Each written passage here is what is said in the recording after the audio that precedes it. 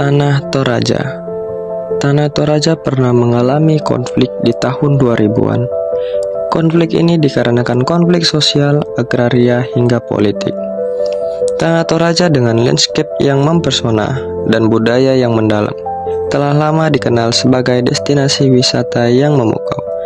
Ritual Rambu Solo dan arsitektur tongkonan yang ikonik telah mencitrakan Toraja sebagai tempat di mana tradisi dan komunitas hidup dalam harmoni.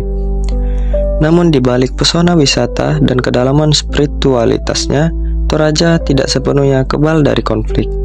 Berbagai ketegangan, baik yang laten maupun manifest, turut mewarnai dinamika masyarakatnya.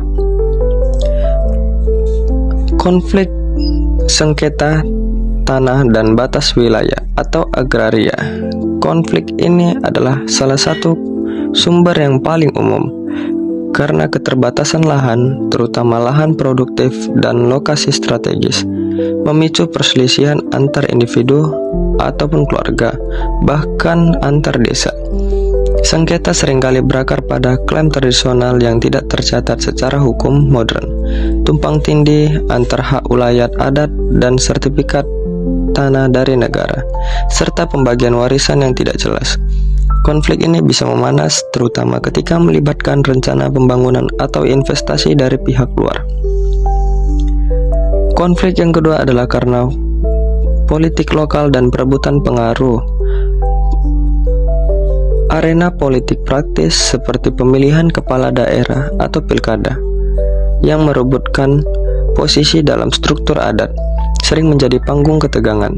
Persaingan antar kandidat atau kelompok elit lokal dapat memecah belah komunitas, mengubah perbedaan pilihan politik menjadi permusuhan pribadi dan sosial yang berlarut-larut. Dampaknya terasa hingga ke tingkat keluarga dan pertemanan.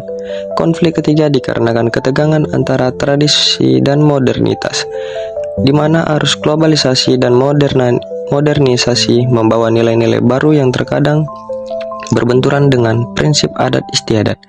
Generasi muda yang terdidik dan terpapar gaya hidup modern mungkin memandang aspek tradisi sebagai hambatan. Sebaliknya, para tetua adat berusaha mempertahankan kemurnian ajaran leluhur. Ketegangan ini tidak selalu meledak menjadi konflik terbuka, tetapi menciptakan dinamika sosial yang kompleks dan menentukan arah pembangunan Toraja ke depan. Konflik keempat adalah penerapan hukum adat atau Sangkasaratu. Meski hukum adat berfungsi sebagai perekat sosial, proses penyelesaiannya tidak selalu mulus. Interpretasi yang berbeda terhadap aturan adat, besaran denda atau sangka, atau ketidakpuasan salah satu pihak dengan keputusan adat dapat memicu konflik baru atau memperpanjang konflik yang ada. Dampak yang terasa dari konflik-konflik tersebut adalah retaknya kohesi sosial, hubungan kerabat atau para puan yang menjadi tulang punggung masyarakat Toraja dapat retak akibat konflik.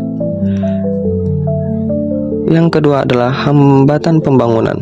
Konflik yang berlarut-larut, terutama sengketa tanah dan politik, seringkali memacatkan proyek-proyek pembangunan yang vital bagi peningkatan kesejahteraan masyarakat.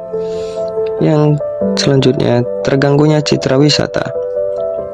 Toraja sangat bergantung pada pariwisata. Konflik terbuka terutama yang disertai aksi unjuk rasa atau ketegangan massa dapat menimbulkan persepsi negatif dan menakuti calon wisatawan yang pada akhirnya merugikan perekonomian lokal.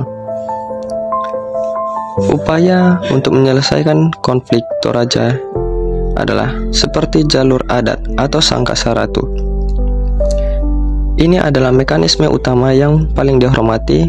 Proses ini dipimpin oleh para pemangku adat atau tomina atau toparenta untuk mendengarkan semua pihak, menemukan akar permasalahan, dan menetapkan solusi dan sanksi adat yang adil.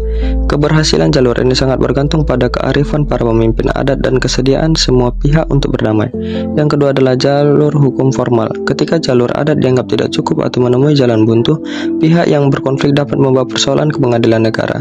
Namun pendekatan ini sering dianggap sebagai pilihan terakhir karena dinilai kurang menyentuh akar persoalan hubungan kekerabatan dan dapat memperuncing hubungan. Konflik di Tanah Toraja adalah potret nyata dari sebuah masyarakat yang sedang beradaptasi dengan perubahan zaman sambil berusaha memegang teguh identitas budayanya. Tentang terbesarnya adalah menemukan keseimbangan antara menghormati warisan leluhur dan menjawab tuntutan masa kini.